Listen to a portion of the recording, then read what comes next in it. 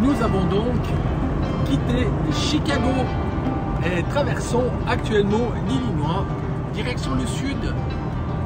Des champs de maïs à perte de vue, mais également un vent à décorner les bœufs. T'arrives à tenir le volant?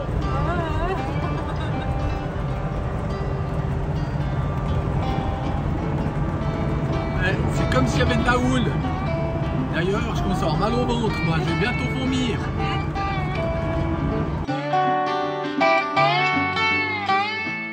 Route 66, la vieille route 66.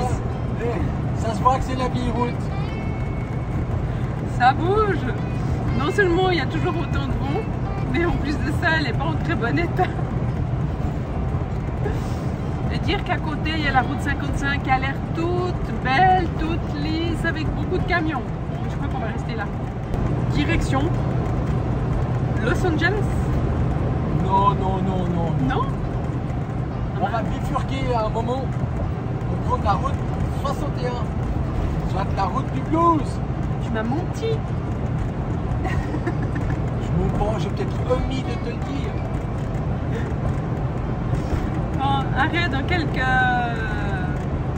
instants.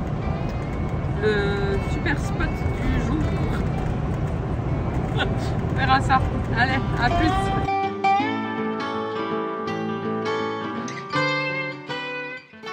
Parti de Chicago, nous avons emprunté la mythique Mother Road avant d'arriver à Pontiac, où nous avons été stationnés sur le parking de la Chambre du commerce, site trouvé sur Harvest Osts ou High Overlander.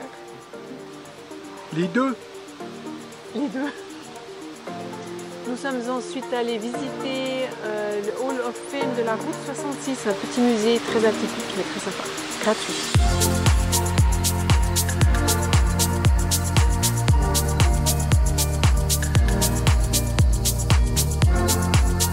Totalement inattendu. Nous avions prévu de passer la nuit à Pontiac, qui n'a rien à voir avec la marque automobile. C'est une petite ville située sur l'ancienne route 66. Il y a plein de choses en rapport avec celle-ci, notamment un petit musée, ainsi que plein d'affiches de peinture murale.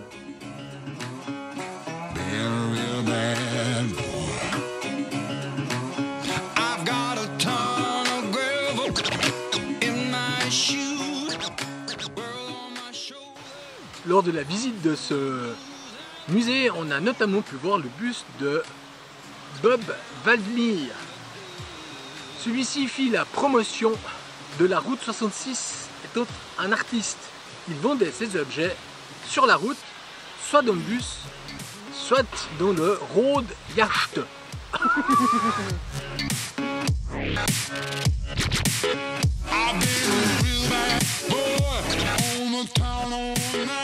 Et il y a même une plaque du canton de Berne.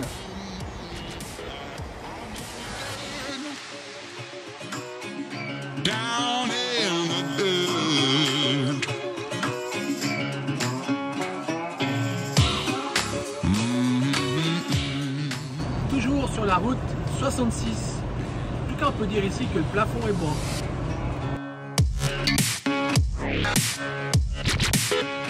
Direction Springfield.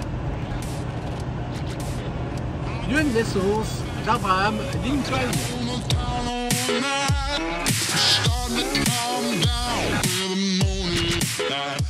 Nous arrivons ensuite dans la ville de Springfield où Abraham Lincoln s'installa en 1837. On en profitera pour visiter sa tombe. Impressionnant.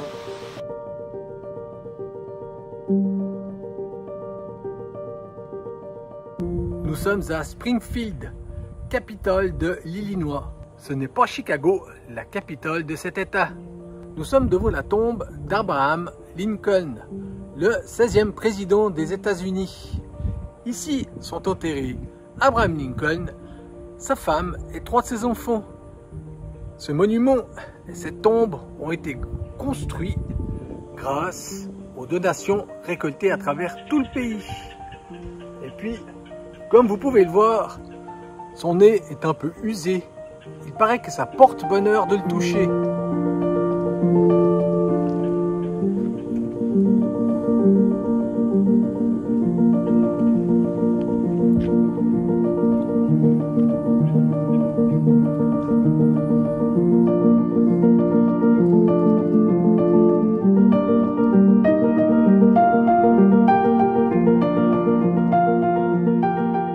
On y retrouve d'ailleurs à l'intérieur de celle-ci plusieurs représentations des diverses statues réparties à travers le pays.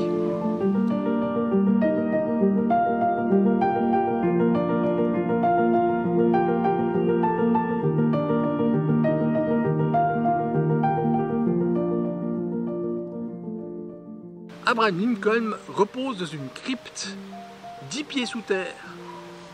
Sa femme ainsi que 3 de ses enfants y reposent également.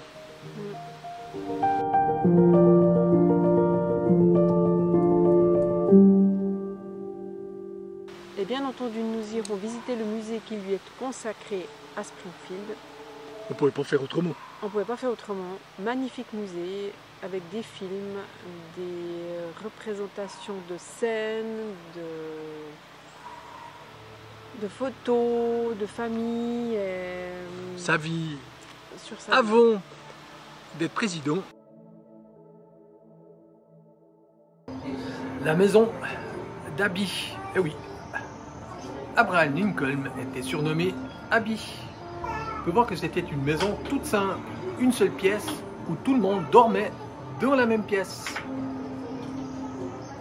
Abraham Lincoln, au coin du feu, ses parents dans le lit, et ses frères et sœurs, ou plutôt demi-frères et sœurs, dormaient sous les couvertures. Il naquit dans l'Indiana avant de partir à l'âge de 7 ans dans le Kentucky.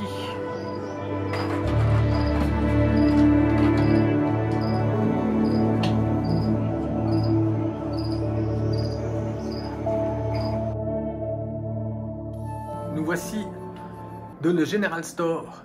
Abraham Lincoln a été postier, géomètre, mais également magasinier. Un jour, un ami le vit en train de lire un bouquin, comme il le faisait souvent. Il lui demanda ce qu'il lisait. Abraham lui répondit « Je ne lis pas, j'étudie le droit ».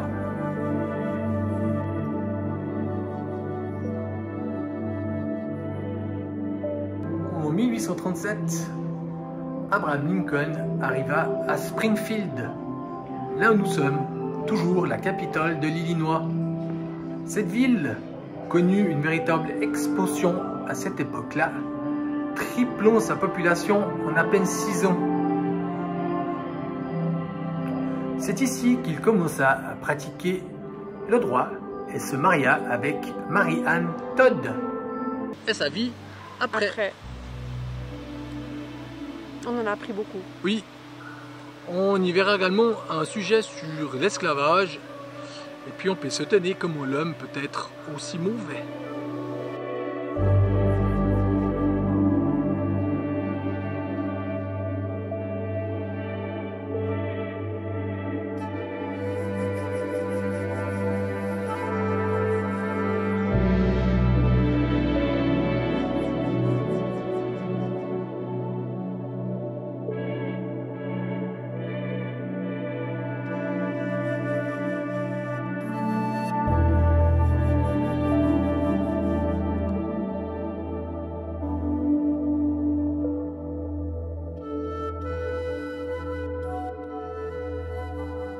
On va voir également le travail de Lincoln, notamment sur l'élaboration de la proclamation d'émancipation. C'était pas facile à dire tout ça. Après avoir été élu plusieurs fois à la législature de l'État, en 1858, Abraham Lincoln se présenta au Sénat contre le sieur Douglas, un fervent défenseur de l'esclavage. Lincoln perdit, mais il se fit une très bonne réputation au niveau national et se présenta ainsi au présidentiel de 1860.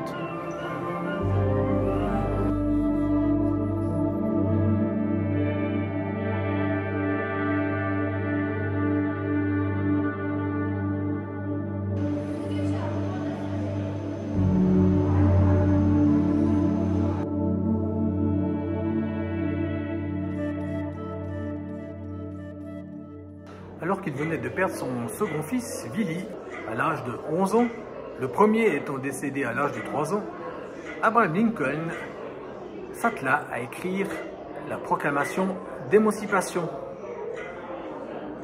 Celle-ci fut refusée dans un premier temps par les uns, estimant qu'elle allait trop loin, et par les autres, qu'elle n'allait pas assez loin.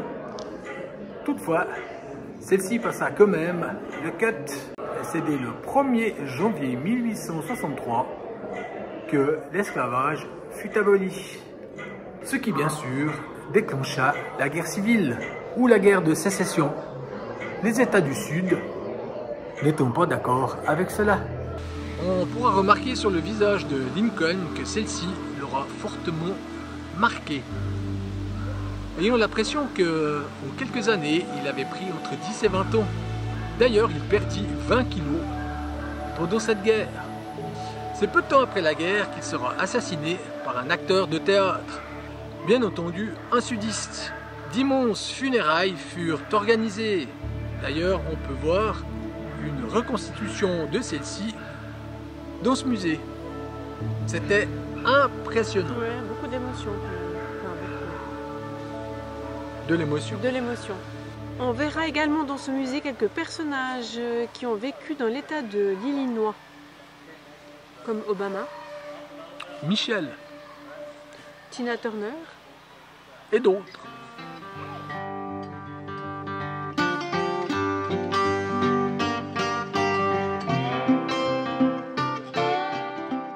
Nous continuerons donc notre route sur la route 66. Plein de surprises, hein? Très bizarre. C'est vraiment bizarre. C'est peut-être une question d'époque. Peut-être. Au bord de la route 66, comme vous pouvez le voir, il y a tout et rien. Mais alors du grand n'importe quoi.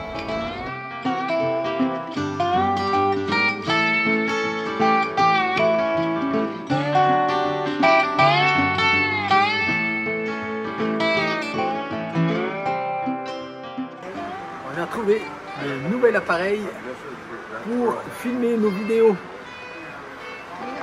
Ça tourne. Tu vois quelque chose? Je pense que celui-ci est encore mieux.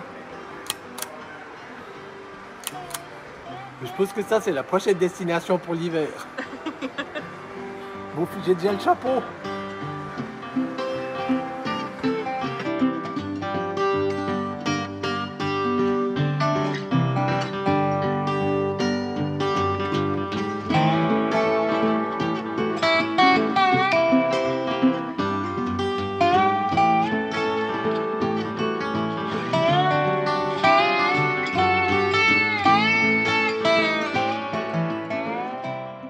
C'est ensuite que nous traverserons le Mississippi pour arriver à la porte de l'Ouest, soit Saint-Louis.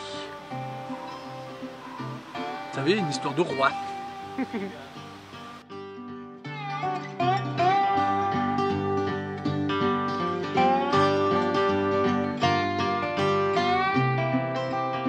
Nous sommes dans le Missouri, plus précisément à Saint-Louis ou Saint-Louis, comme ça se dit ici.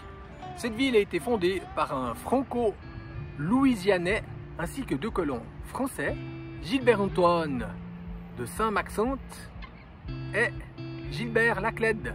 Saint-Louis est la deuxième ville du Missouri après Kansas City. C'est un passage sur la route 66. Certains prennent une autre route, mais c'est ici que nos chemins vont se séparer avec la route 66. Oh, tu m'as fait peur, hein. Car nous allons droit au sud et non pas à l'ouest. La ville de Saint-Louis a bien sûr été nommée ainsi en l'honneur du roi Louis XIV. D'ailleurs, on peut voir sa statue devant le musée d'art.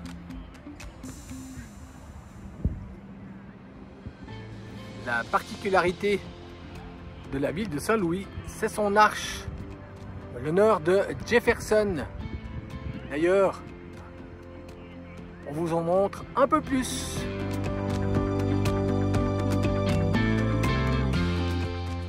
t'ai toujours dit qu'il n'y avait pas besoin d'aller au musée Ford pour voir des belles voitures.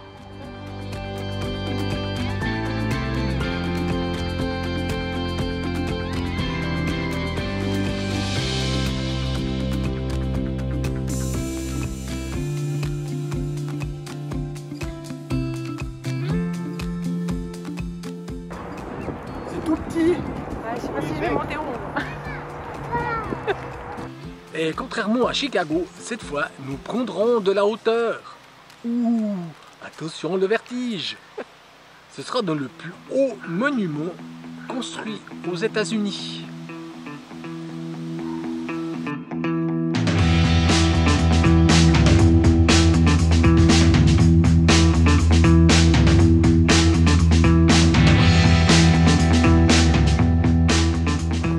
C'est à peu près le parcours qu'on a dû faire. Je dis bien à peu près.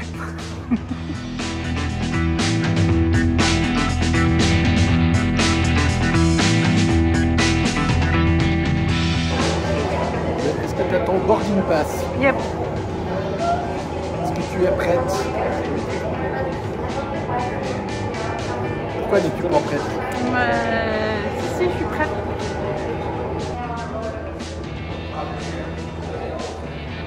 Combien il fait? Euros déjà? 195 mètres. La porte elle est toute petite.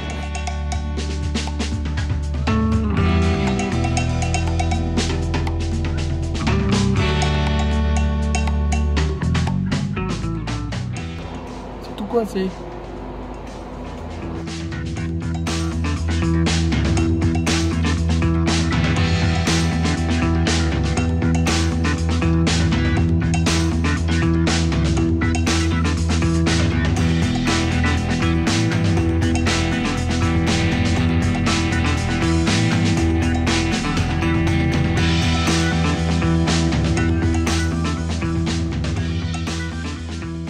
Alors, t'es bon? Il faut aller voir la vue. Je la vois là, depuis là. Il faut être tout près. Non.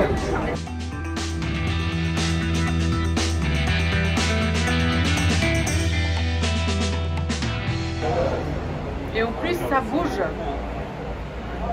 C'est horrible. Alors, ça fait? Vos impressions, Madame K, sur cette ascension en haut de l'arche de Saint-Louis? Mes impressions, Oui. c'est que ça bouge.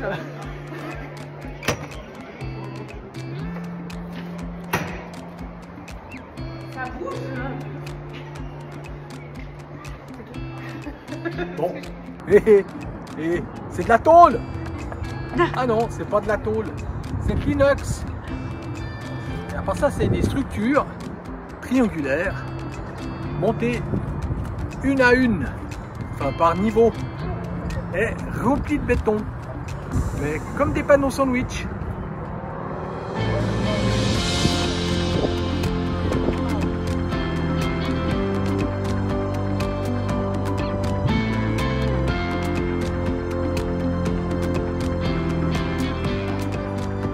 Fleuve Mississippi, avec un peu plus haut, en amont, le Missouri qui s'y est jeté. Bon Carole, il ne reste plus qu'à suivre le Mississippi.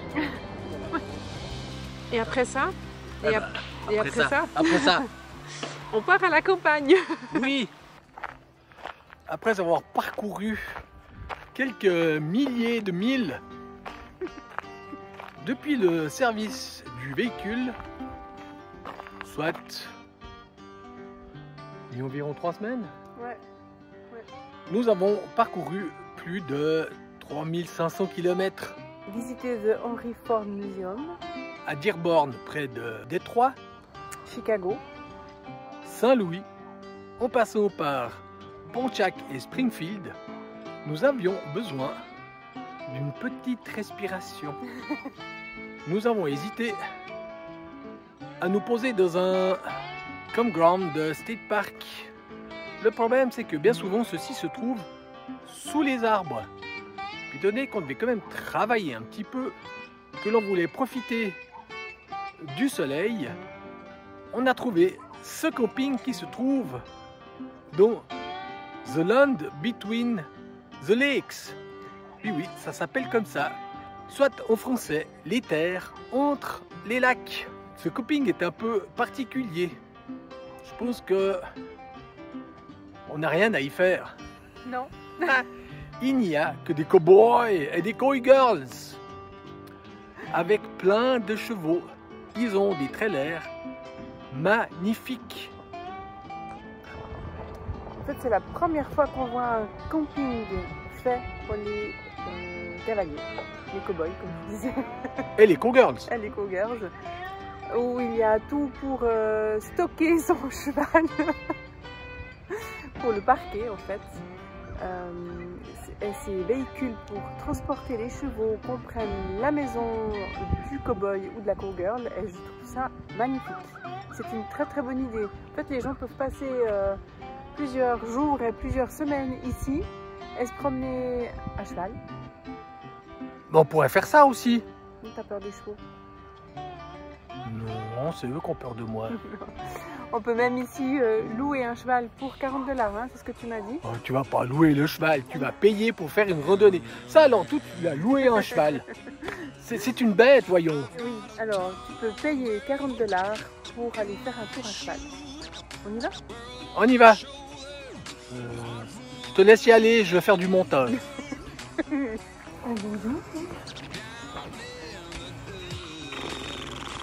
Attention, le Fortalis, qui c'est qui est malade? Et qui c'est qui est malade? Non, on se chamaille pas.